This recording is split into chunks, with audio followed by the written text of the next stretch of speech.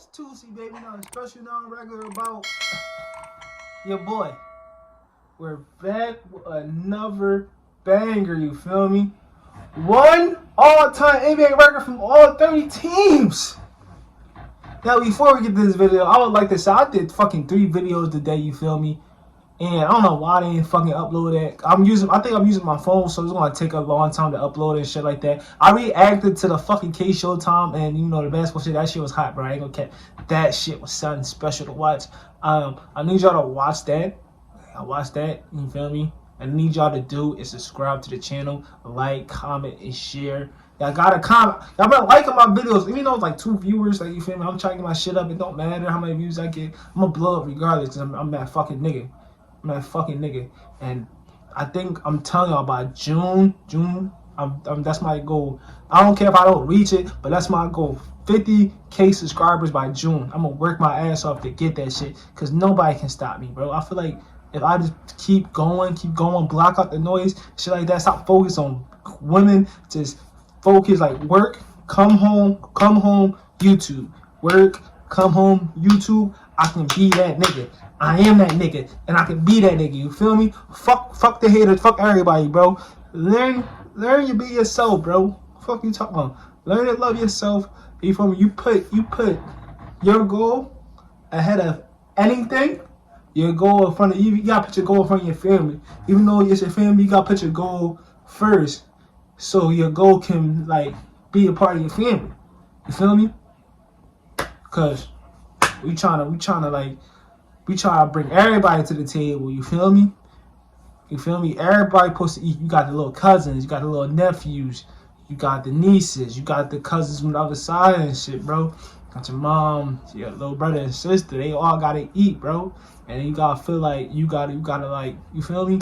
Like I'm talking too much, but you gotta work your ass off, and you don't have to be that. You feel me? You gotta work your ass off now. You don't have to play catch up when you're like fucking 35 and shit, 40. You're not that young no more, bro. You feel me? I'm 21, bro. You feel me? I'm talking my shit. I'm just talking my shit, bro.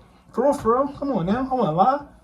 But let's go. Let's get into the video. I'm talking too much. Like I said, it's one all NBA record from all 30 teams. So let's go. Let's get into the video right now. Every NBA team has a superstar player, and it seems almost every other week an all-time NBA record is being set or broken by an up-and-coming player. So much so that I was able to find at least one all-time record set by one member of almost every NBA team. The only rule we're going to use for today's video, though, is that it has to be an all-time record and not just a franchise team record. And one of the most impressive records that I found by Kevin Durant is the fact that he's Team USA's all-time Olympic scorer, which is impressive considering Team USA is where all the greatest NBA players of all time have played, at least American ones. Damn, Kevin Durant 40, 35? Have helped him out because he's played in 3 Olympics. Players like Michael Jordan have only played in 2, but even then, LeBron also played in 3, but KD has scored almost twice as much as LeBron. And even more impressive, Olympic Melo has played in 4, but still has 100 points scored less than Durant. It makes sense though. I'm sure other teams in the Olympics have seen and played against a few guys with a similar size to Carmelo Anthony. They may have had a slight idea of how to guard him, but it's clear no one in the world on any other team has any clue how to guard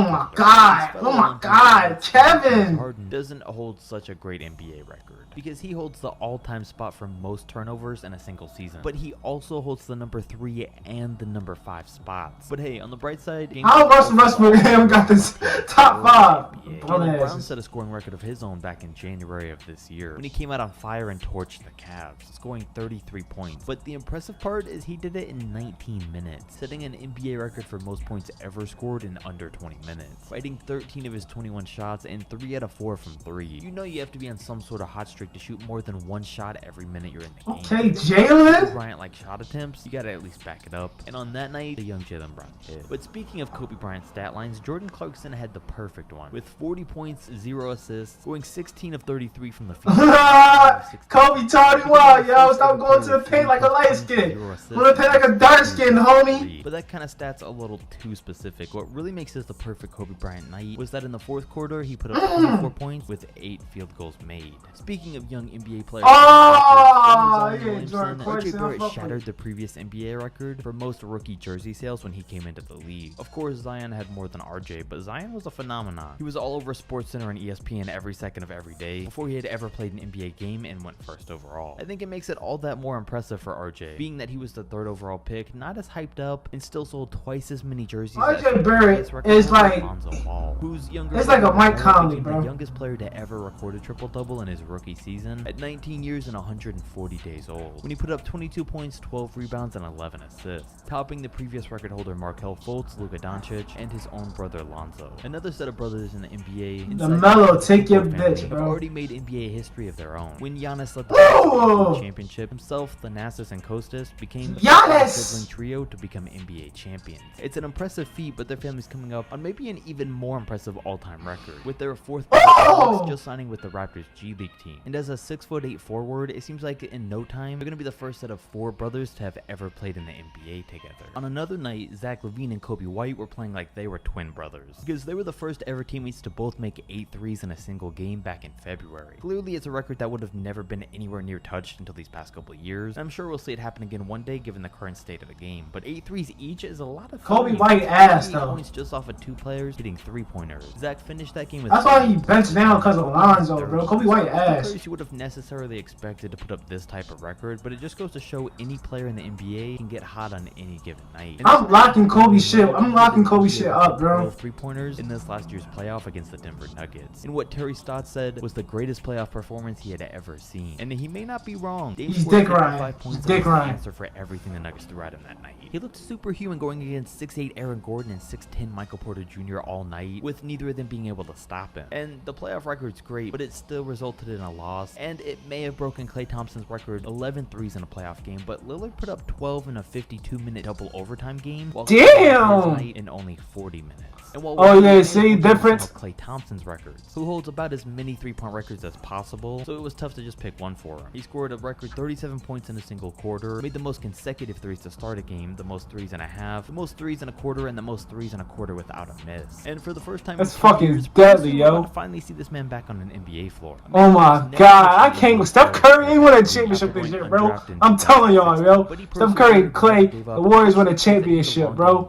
After everyone in all 30 teams told him that he didn't. In 2018, he broke out. In 2019, he helped the Raptors win their championship. So in 2020, he signed a 4-year, $85 million deal with them, the largest contract ever signed by an undrafted player in the NBA, finally proving that he belonged and deserved a full-time. I thought Isaiah Thomas had more. Records are good records, though. The Philadelphia 76ers bring us 2 of the worst in the NBA. Andre Drummond's the record holder for most free throws missed in a game with 23, which was from back when he was on the Pistons. Player, but was on pace to be a worse free throw shooter than Shaq, making an embarrassing 35% of them. In his record-setting game, he was at one point getting fouled 5 times. You supposed to be an NBA player, you can't work your fucking free throws? 50-year record previously held by Wilt Chamberlain. While at the same time, the 76ers also have Ben Simmons, technically, who holds the record for worst free throw percentage in playoff history at 34.2. Not his fault, bro. Y'all keep sleeping on Ben Simmons. I'm telling y'all, bro. He's gonna be fucking deadly. He gonna learn his jump shot, bro. But at least I didn't come up with a negative one. There was a lot of franchise records to go source through, but we're not here for those. The one I did find, though, the all-time record, was the fact that D'Angelo Russell was the youngest player to ever record 200 3-pointers and 500 assists in a single season. Kind of odd, I know, but it's fine because speaking of 3-pointers, that leads us to a few others. Maybe surprising, but Duncan Robinson is the fastest NBA player by far to reach 400 career 3-pointers. He did so in 125 games, beating out the previous record holder Trae Young, who it took 159 games to do so. While over on the Kings, Buddy Hield is currently the fastest NBA player to have ever scored 1,000 3-pointers. He did so in 350 games to slightly beat out Steph Curry, but he better soak it up while he can because it's not going to be a record that he holds for too much longer. Because on the pace he's currently at, Duncan is on pace to hit his 1,000th 3-pointer in his 312th game, which would be next season. Come on, man. 3-pointers, we have Trae Young, who last year set an insane Ice Taylor Gang Younger, 45 points and 10 assists in a playoff game. And what makes it even more impressive, he did it against the future NBA champion Milwaukee Bucks in a win. That's hard to top, and this next record definitely doesn't, but it comes from TJ McConnell, who may be the last player you think of when you think of all-time NBA records. But TJ actually somehow holds 2 insane ones. He was the first bench player to record multiple 15-point, 15-assist games, and the only player in NBA history to record 9 steals in one half, while the all-time record for a single game was 11, which he somehow didn't break. He finished that game with only 10, but it's okay because his stat stat line included a triple-double with 100% shooting on the night. We all remember Way Off P's infamous collapse in the 2020 postseason, where he fell off worse than we've ever seen someone do. Well, within that time, he made history. PG 13%. PG fuck his coach. His coach daughter. It makes sense. PG, yo, PG is an absolute fuckboy, bro. Fuckboy mentality, bro. They'd probably get benched after the second game. Fuckboy P, yo. 2020, that couldn't have been a weirder year for Bradley Beal and the Wizard, who set 2 records for completely opposite reasons. Personally, he did great, scoring 25 plus points in the first 17 straight games of the NBA season, the most to start a year since Michael Jordan. But in that very same year, the Wizards went on a streak of losing 10 straight games whenever Bradley scored at least 40 points. So whenever he was more involved, the team did bad. Another bad team is the Orlando Magic, which I didn't find any all-time records owned by them. It makes sense though given the young age of the roster. The only all-time record I did find was that Mo Bamba has the longest wingspan of any player to have ever attended the NBA Combine at 7 foot 10 inches. So just for reference, the average man has a wingspan of about 2 inches. Yo, Mo Bamba, well, offensive game, bro, he's Hakeem, yo. Yeah. You give him an offensive game, bro, he's He Hakeem. really started to improve himself recently, and one of the first times he really ever bursted on the scene was when he set his own all-time record, becoming the youngest player to ever score 30 points in a Game 7, when he did it against the Houston Rockets at under 21 years old. Zion Williamson's another player who has a historic record before his 21st birthday. It was the fact that he was the only player to have ever averaged 25 points per game for their career before they turned 21. The second closest was LeBron James, who averaged 24.99 points. Nikola Jokic has defied all odds in his NBA career after falling asleep during the NBA draft and then being taken late in the second round. He's an MVP. Round since then, as we know, becoming the first ever player taken in the second round to be named NBA MVP. Now back in 2016, Kevin Love also had an MVP performance of his own, even though it only lasted 1 game. Well, actually 1 quarter, when he scored 34 points in the first quarter of the Cavs game against the Portland Trailblazers, finishing at 3 points off of Klay Thompson's all-time record. And considering Kevin started this game out like that, if he continued the rest of the night on that same pace, he was set to score 136 points, but instead he finished with 40. As a matter of fact, during the Davis had an that for some bum ass shit. Points in it and took a lob from almost everyone on the team, shattering the previous record of 42 points set by Wilt Chamberlain way back in the day. Players don't typically score too many points in the All-Star game, so that's a record that's gonna last. And so will JaVale McGee's record. He actually doesn't hold an all-time record, but a world record for most basketballs dunked in 1 jump. He dunked 2 balls during the dunk contest, the same night he attempted to set the world record for dunking 3 balls in a single jump. Coming from the Detroit Pistons, first overall pick Cade Cunningham is really having an up and down rookie year so far, after he was off to a historically bad start, shooting 17% through his first 3 games. Something we've never seen from an NBA player ever taken at any position before. But that's Anthony Bennett type shit. His debut to the NBA playoffs, he had 42 points, beating out John Williamson, George Mikan. Bro, Luka Doncic, bro, that's like my second favorite player, but that defense, like, stick some defense, bro. I'm sorry, bro. Luka for that record, scoring 47 points in his second ever playoff game. It's okay though because that's still an all-time record, giving him the most points scored by a player under 21. So like we not gonna sit here and act like John Morant not every like hood player favorite joint.